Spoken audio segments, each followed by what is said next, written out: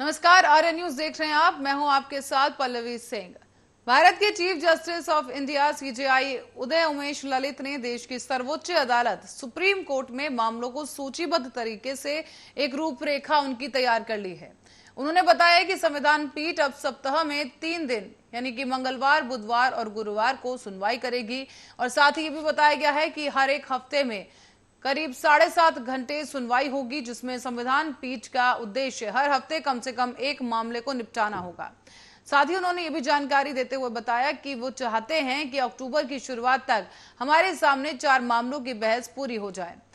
उन्होंने ये भी कहा है कि संविधान पीठ के सामने आज मामलों को लिस्ट करने का उद्देश्य ये है कि हम ये तय करना चाहते हैं कि इन मामलों की सुनवाई किस तरह होगी और इसमें कितना समय लगेगा। इससे पहले उन्होंने वकीलों से ये भी कहा कि वो अपने मामलों की तुरंत कार्रवाई और सुनवाई के लिए रजिस्ट्रार के समक्ष मेंशनिंग करेंगे और ना कि सीजेआई के अदालत कक्ष में। प्रधान न्यायाधीश की ये टिप्पणी उस वक्त आई है जब सॉलिसिटर जनरल तुषार मेहता ने पीठ के समक्ष मामलों का उल्लेख करने में तंत्र के बारे में जानना चाहा। सीजेआई की अध्यक्षता वाली पीठ ने जैसे ही कार्यवाही शुरू की, मेहता ने जस्टिस ललित का स्वागत किया और उन्हें सरकार की ओर से पूर्ण समर्थन मिलने का आश्वासन दिया है। साथ ही आपको बता दें कि वरिष्ठ अधिवक्ता दुष्यंत दवे ने भी पूरी बार की ओर से सीजेआई को शुभकामनाएं दी हैं।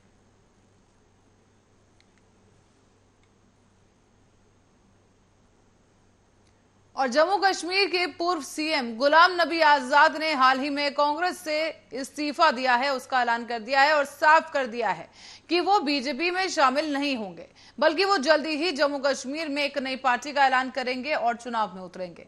लेकिन अब गुलाम नबी आजाद के इस्तीफे के बाद उनके समर्थकों ने भी कांग्रेस का साथ छोड़ने का फैसला कर लिया है। बता दें आपको कि जम्मू कश्मीर में कांग्रेस को बड़ा झटका लगा है। यहां गुलाम नबी आजाद के इस्तीफे के बाद इस्तीफों की मानो बाढ़ सी आ गई है, जिसके चलते जम्मू कश्मीर में 64 नेताओं ने आज एक साथ कांग्रेस से इस्तीफा दे दिया है। इस्तीफा देने वाले नेताओं में पूर्व सीएम ताराचंद, पूर्व मंत्री माजिद वानी, मनोहर लाल जैसे बड़े नाम शामिल हैं और ये सभी नेता रविवार को आजाद के नेतृत्व वाली नई पार्टी को ज्वाइन करेंगे।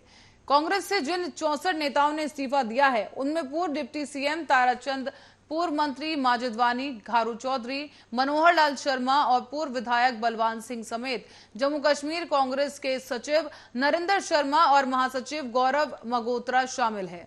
आपको बताते चलें कि लंबे वक्त से नाराज चल रहे गुलाम नबी आजाद ने पिछले हफ्ते ही कांग्रेस से इस्तीफा दिया था। वो कांग्रेस से नाराज नेताओं में G23 गुट में भी शामिल हुए थे और ये G23 गुट कांग्रेस में लगातार कई बदलाव की मांग करता रहा है।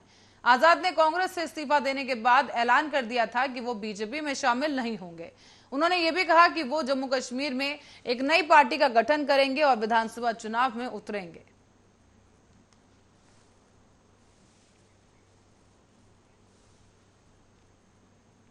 और सिद्धू मूसेवाला केस में एक बड़ी अपडेट सामने आई है। आपको बता दें कि सिद्धू मूसेवाला मर्डर केस में अब विदेशों में भी एक्शन शुरू हो गया है। गैंगस्टर लॉरेंस बिश्नोई के भांजे सचिन बिश्नोई को अजरबैजान में से हिरासत में ले लिया गया है। सचिन बिश्नोई लॉरेंस की गैंग को बाहर से ऑपरेट करता है और जांच एजेंसियों का यह दावा है कि सिद्धू मूसेवाला की हत्या में सचिन की भी भूमिका रही है। बिश्नोई गैंग के मूसेवाला की हत्या को अंजाम देने की जानकारी सचिन बिश्नोई को भी थी और जांच एजेंसी सचिन को हत्याकांड का मास्टरमाइंड बता रही है। आपको बता दें कि जो ताजा जानकारी सामने आई है, उसके मुताबिक सचिन के पास से फर्जी पासपोर्ट भी बरामद किया गया है। सचिन अपना पूरा नाम सचिन थापन लिखता था और जबकि उसके पास से तिलक राज टुटेजा के नाम का पासपोर्ट भी बरामद किया गया है। सचिन के पिता का असली नाम शिवदत्त है, जबकि फर्जी पासपोर्ट में उसके पिता का नाम भीमसेन लिखा गया है।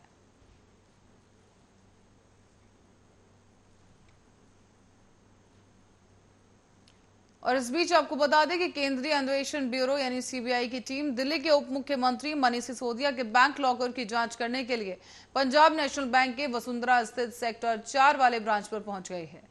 मनीष सिसोदिया भी अपनी पत्नी के साथ वहां पहुंच चुके हैं और गाजियाबाद में स्थित वसुंधरा के सेक्टर 4 की पंजाब नेशनल बैंक ब्रांच में मौजूद उनके बैंक लॉकर की जांच की जाएगी। आपको ये बता दें कि बैंक ब्रांच पर ही सीबीआई के अधिकारी उनसे मिलेंगे और उन्हीं के सामने बैंक लॉकर खोले जाएंगे। हालांकि मनीष सिसोदिया ने यह भी कहा है कि उन्हें कुछ नहीं मिलेगा। आम आदमी पार्टी के नेता मनीष सिसोदिया उन 15 लोगों और संस्थाओं में शामिल हैं जिन्हें दिल्ली आबकारी नीति में हुई कथित अनियमितताओं के सिलसिले में दर्ज की गई सीबीआई की एफआईआर में नामजद किया गया है। सीबीआई ने 19 अगस्त को इस मामले में मनीष सिसोदिया के आवास समेत 31 स्थानों पर भी छापे मारे थे। और आपको बताते चले कि मनीष सिसोदिया ने सोमवार को एक ट्वीट भी किया कि कल सीबीआई हमारा बैंक लॉकर देखने आ रही है। 19 अगस्त को मेरे घर पर 14 घंटे छापे किए गए लेकिन कुछ नहीं मिला। लॉकर में भी कुछ नहीं मिलेगा। सीबीआई का स्वागत है। जांच में मेरा और मेरा पूरे परिवार उनका सहयोग करेगा।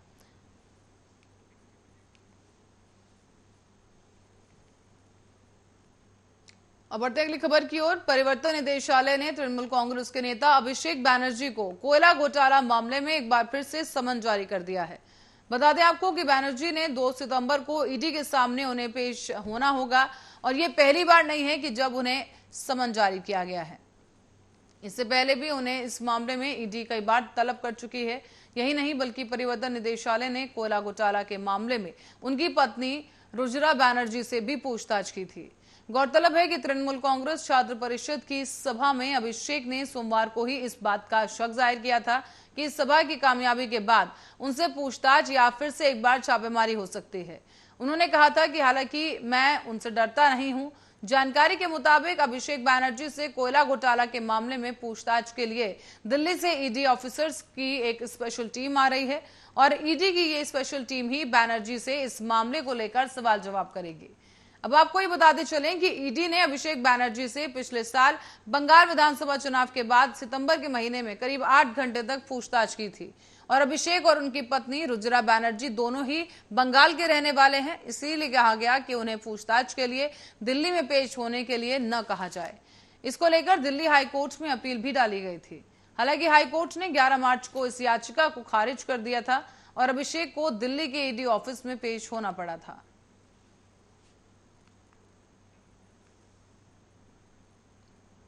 और सुप्रीम कोर्ट ने 1992 के बाबरी मस्जिद विध्वंस से जुड़े कुछ मामलों को रफा दफा करने का फैसला कर दिया है।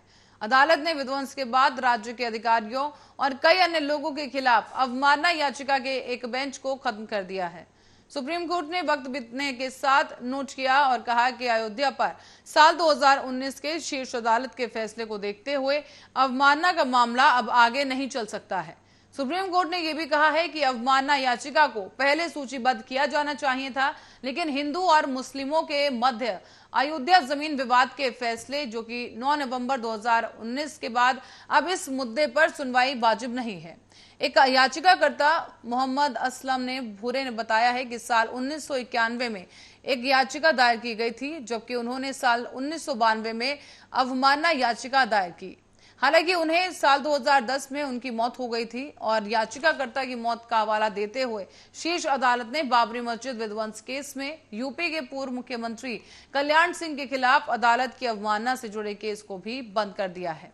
अदालत ने कहा है कि काफी वक्त बीत गया है और साल 2019 में अयोध्या का फैसला आ गया था। इसी को देखते हुए अब यह मामला वाजिब नहीं है। बता दें कि कल्याण सिंह और कई अन्य के खिलाफ अवमानना याचिका से जुड़ा मामला इसलिए शुरू किया गया था क्योंकि उत्तर प्रदेश सरकार द्वारा सुरक्षा के आश्वासन के बावजूद रथ यात्रा और बाबरी विध्वंस की इजाजत दी थी। अब सुप्रीम कोर्ट ने केवल इन मामलों को बंद करने का फैसला किया है क्योंकि इन मामलों को 30 साल से ज्यादा का समय बीत चुका है और याचिकाकर्ता और पूर्व मुख्यमंत्री मर चुके हैं।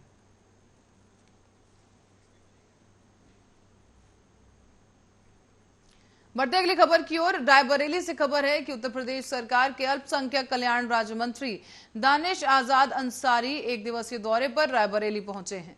दरअसल आपको बता दें कि प्रदेश सरकार के राज्य मंत्री का भारतीय जनता पार्टी के नेताओं ने सिविल लाइन चौराहे पर फूल मालाओं के साथ स्वागत किया है। प्रदेश सरकार के राज्य मंत्री दानिश आजाद अंसारी ने कहा है कि विपक्ष के द्वारा लगाए गए सभी आरोप निराधार हैं। प्रदेश सरकार अल्पसंख्यकों का ख्याल नहीं रख रहे और उन्होंने कहा है कि योगी सरकार में अल्पसंख्यकों का सबसे ज्यादा ध्यान रखा जा रहा है, चाहे वो 3 तलाक कानून हो, चाहे वो महिलाओं की सुरक्षा हो।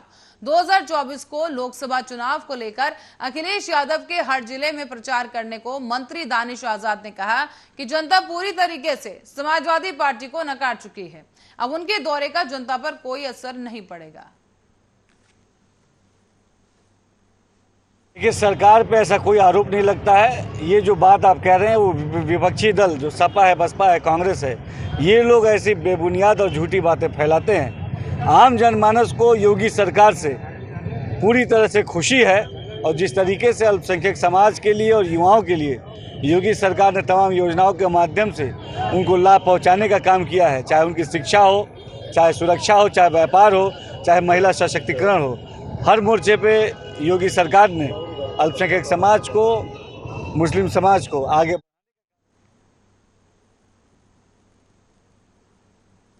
और अब रुक करेंगे रायबरेली की ओर, जहां से खबर है कि कटे हुए गौवंशों के सिर यहां मिले हैं और इस वजह से क्षेत्र में हड़कंप मच गया है। खबर महाराजगंज थाना क्षेत्र के अंतर्गत पूरे रानी मजरे ओथी गांव से है, जहां पर गांव के बगल से निकल रहे गंदा नाला के पास गांव के संतलाल पासी के भीत पर गौकशों ने गौकशी की घटना को अंजाम दिया है। यहां पर सिर, पैर और जो अवशेष हैं उसे गंदे नाले में फेंक दिया गया, गौवंशों के अवशेषों को। और साथ ही आपको बता दें कि कई अवशेष वहां से बरामद किए गए हैं। ग्रामीणों ने रात में 1:30 से 2 बजे के बीच पिकअप गांव से निकलता हुआ भी देखा है और सुबह ग्राम प्रधान की सूचना पर कोतवाली पुलिस ने जेसीबी से इन तमाम अवशेषों को डिस्पोज करवाया है। इस पूरे प्रकरण को लेकर अब जांच जारी है।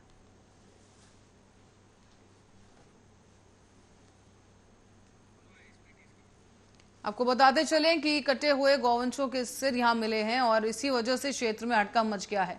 हालांकि ग्रामीणों की माने तो उन्होंने रात को यहां से कोई टेम्पो गुजरता हुआ देखा है, कोई वाहन उन्होंने यहां से जाते हुए देखा, लेकिन सुबह जब देखा गया तो यहां पर गौवंशों के अवशेष यहां बरामद हुए हैं, जिसके बाद पुलिस को इस पूरे मामले की जानकारी दी गई। पुलिस मौके पर पहुंची है और जो अवशेष मिले हैं गौवंशों के उन्हें डिस्पोज ऑफ करवा दिया गया है। इसी खबर पर ज्यादा जानकारी के लिए ओम शंकर शुक्ला हमारे संवाददाता फोन लाइन पर हैं। ओम शंकर, आपसे जानना चाहेंगे क्या कुछ अपडेट है इस मामले में? जी हाँ, ये कहीं ना कहीं जो गौशालाओं की दुर्दशा है, योगी सरकार के सभी दावे जो है पूरी तरह से जिला प्रशासन फेल करने में जुटा हुआ है। जिस तरह से जो है सड़क किनारे जो है कम से कम 4 से 5 गायों के कटे हुए सर मिले हैं, उससे क्षेत्र में भी हड़कंप मचा है। साथ साथ जैसे ही वीडियो वायरल हुआ वैसे जिला प्रशासन में भी हड़कंप मचा हुआ है। हालांकि मौके पर उच्च अधिकारी पहुंच गए हैं और जेसीबी से गड्ढा खोदकर उन कटे हुए शवों को दफना दिया गया है। लेकिन सबसे बड़ा सवाल ये उठता है कि आखिर वो कटे हुए सर आए कहाँ? तो कहीं ना कहीं जो है ये गो तस्करी का मामला सीधे सीधे नजर आ रहा है। हालांकि प्रधान की तहरीर पर जो है वो मुकदमा पंजीकृत किया जा रहा है ज्ञात लोगों के खिलाफ, लेकिन जिस तरह से पुलिस रास्ते करती है तो उसकी पूरी तरह से विफलता नजर आ रही है, क्योंकि जिस तरह से रोड पे जो है उसको आवारा जानवर जो है उन कटे हुए सर को नोचते हुए नजर आ रहे हैं, तो निश्चित कहीं ना कहीं जो है वो पूरी तरह से फेलओवर है जिला प्रशासन। तो ओम शंकर, जैसे कि जानकारी मिली है कि ग्रामीणों ने रात को कोई वाहन वहां से गुजरते हुए देखा है, तो क्या पता लग पाया कि किसका वाहन था, क्या नंबर था और उसी वाहन से क्या ये अवशेष फेंके गए हैं? नहीं, उसके बारे में अभी तक किसी कोई जानकारी नहीं हुई। हालांकि रात में गाड़ियां गुजरती हैं और कुछ ग्रामीणों ने देखा कि कुछ देर के लिए गाड़ियां रुकी है, वहां से कुछ फेंका गया है, लेकिन ग्रामीणों ने भी देर रात होने के कारण जो है उसको नजरअंदाज किया। लेकिन सुबह जैसे ही ग्रामीणों की नजर पड़ी वैसे ही पूरे क्षेत्र में हड़कंप मच गया और मौके पर उच्च अधिकारी हालांकि पहुंच चुके। लेकिन सबसे बड़ा सवाल ये उठता है आखिर इन गो तस्करों पर लगाम लगेगी कब? तो ओम शंकर, जो अवशेष वहां पर बरामद हुए हैं, क्या अनुमान लगाया जा रहा है कि कितने गौवंशों के अवशेष वो हैं? जी, 4 गौवंशों के सिर जो है वो कटे हुए मिले हैं। इससे जो है सीधा सीधा साबित होता है कि ये गो तस्करी से जुड़ा हुआ मामला है, क्योंकि गो तस्कर उस क्षेत्र में बहुत सक्रिय है। ये बांदा बहराइच राजमार्ग की रोड जाती है और वहाँ पे हाईवे से गाड़ियां निकलती हैं, तो ये जानवर लाते हैं और वहीं काट पर जो है उनके अवशेषों को फेंक दिया जाता है। शेष माल लेके वो अपनी गाड़ियों से निकल जाते हैं। तो ओम शंकर, हाईवे के पास का ही ये जगह जो बताई जा रही है जहाँ पे अवशेष मिले हैं वो है, ऐसे में पुलिस की आपको क्या लगता है भूमिका क्या कुछ रही होगी यहाँ पर? निश्चित, क्योंकि रात में हर चेकिंग लगती है, रात की गश्त में पुलिस की पिकेट डायल 100 से लेके पुलिस की पिकेटें तैनात रहती हैं। लेकिन जिस तरह से कहीं ये अवशेष मिले हैं उससे अगर इस बात को भी कहा जाए कि ये कहीं ना कहीं जो है सब कुछ संरक्षण में चला आ रहा है या लापरवाही में हो रहा है, तो ये कहना गलत नहीं होगा। जी, तो ओम शंकर, मैं आपसे जानना चाहूंगी हाईवे से कितना दूर है ये घटना स्थल, और यहाँ पर पुलिस की बैरिकेड्स की अगर बात की जाए तो वो यहाँ से कितना दूरी पर लगे हुए थे? और ग्रामीणों की अगर बात की जाए तो ग्रामीणों से अगर आपकी बात हुई है तो क्या उन्होंने बताया कि इस तरह की चीजें पहले भी वहां मिली हैं क्या? जी हाँ जी, इस तरह की घटनाएं पहले भी कई बार हो चुकी है। उस क्षेत्र में कई बार गो तस्कर पकड़े भी जा चुके हैं, पुलिस की मुठभेड़ें भी हुई हैं, लेकिन जो है लगाम नहीं लग पा रही है।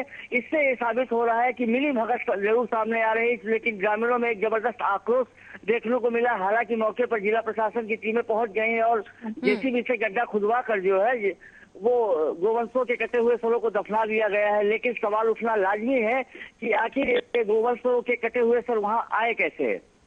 तो ओम शंकर, अब क्या कुछ कार्रवाई वहां पर पुलिस की तरफ से देखने को मिल रही है? किसी पे कोई शक जताया गया, कोई नाम सामने आया है? नहीं, ग्राम प्रधान की तहरीर पर अज्ञात लोगों के खिलाफ मुकदमा दर्ज करके उस वाहन की तलाश शुरू कर दी गई है। चलिए ओम शंकर, बहुत बहुत धन्यवाद इस जानकारी के लिए। दर्शकों को एक बार फिर से बताना चाहेंगे कि यहाँ पर रायबरेली से एक खबर है जहां पर गौवंशों के अवशेष बरामद हुए हैं। करीब 4 गौवंश के अवशेष बताए जा रहे हैं और अब इन तमाम अवशेषों को डिस्पोज ऑफ कर दिया गया है, लेकिन अब इस मामले में कार्रवाई जारी है।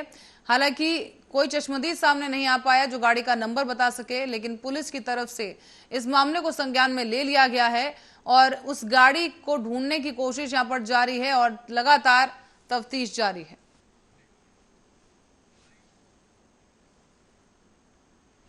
बढ़ते अगली खबर की ओर। खबर है महाराजगंज से, जहां पर एक तरफ महाराजगंज जनपद में बारिश न होने से सूखे के हालात बन चुके हैं और खेतों में खड़ी फसल बूंद बूंद पानी के लिए तरस रही है, तो वहीं नेपाल से निकलने वाली नारायणी नहर में अधिक पानी आने की वजह से यह नदी उफना गई है और उफनाई हुई इस नहर ने सिसवा क्षेत्र में गोपाला सिवान के पास सिसवा बरवा खुर्द पिच रोड पर 30 फीट लंबाई में उसे तोड़ दिया है।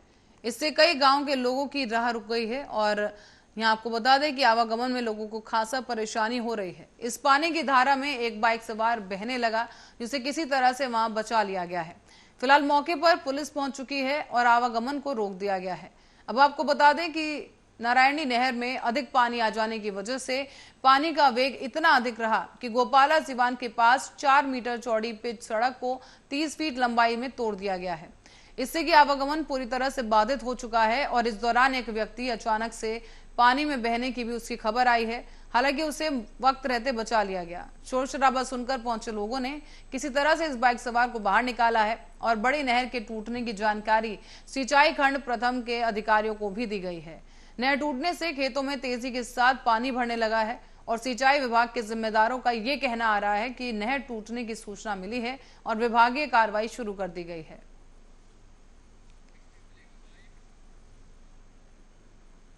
खबर अब औरैया से है, जहां इरवा कटरा थाना क्षेत्र के बरौना कला में जहां दबंगों की दबंगई सामने आई है और युवक को हाथ पैर बांधकर खेत में फेंक दिया गया।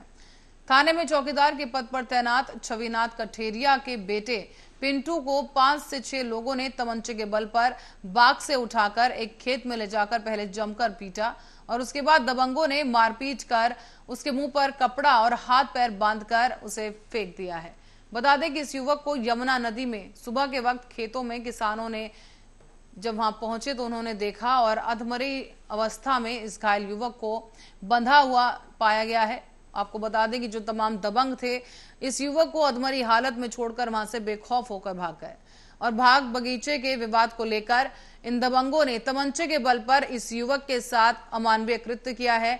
बंधक बनाकर जमकर इस शख्स की पिटाई की गई है और किसानों के आ जाने पर इस युवक की जान को बचाया जा सका है।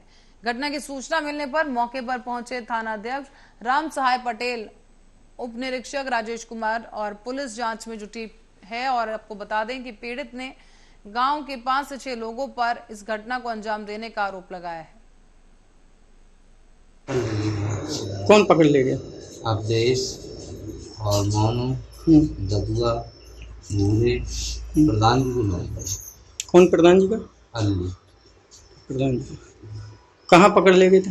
बाग आए गांव से 1 किलोमीटर तार लगे, बहुत मराई हुई था और मुझे जमुना जी में जितला जा रहे जब कह रहे थे कि गाड़ी आ जा, तो जमुना जी डरने चले बूढ़ी बाग लगा उसमें।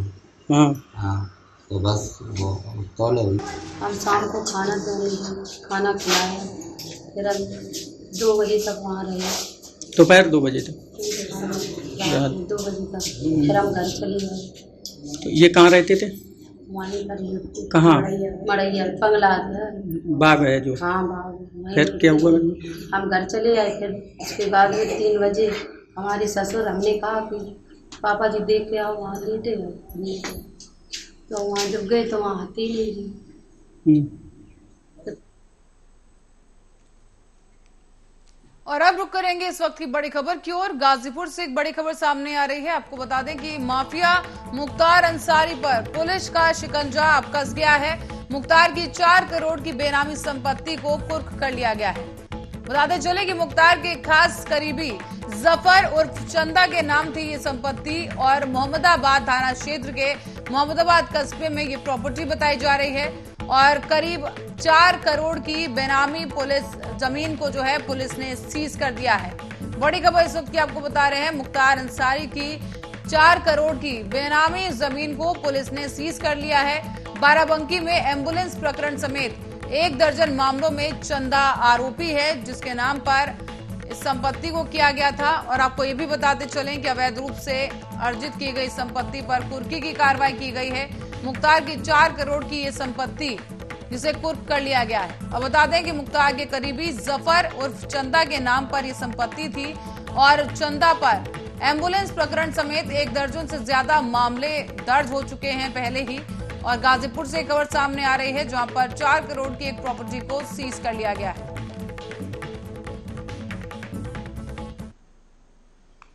और इसी खबर के साथ ही बुलेटिन में फिलहाल के लिए इतना ही। आप देखते रहिए आर्या न्यूज।